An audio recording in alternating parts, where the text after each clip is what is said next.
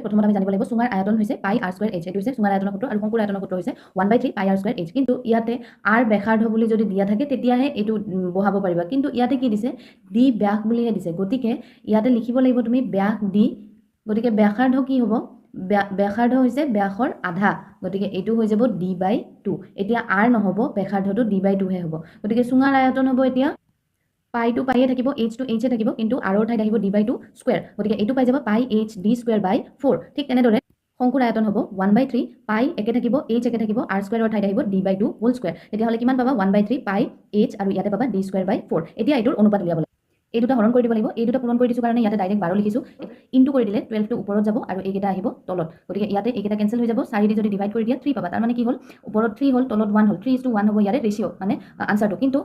কিন্তু অপশন এইকেইটাহে দিয়া আছে য'ত 3:1 নাই, কিন্তু 9:3 টো যদি চোৱা তেতিয়াহ'লে এইটো যদি লঘু আকাৰত লৈ যোৱা তেতিয়াহ'লে 3:1 পাবা, গতিকে এইটো হ'ব ৰাইট আনসাৰ।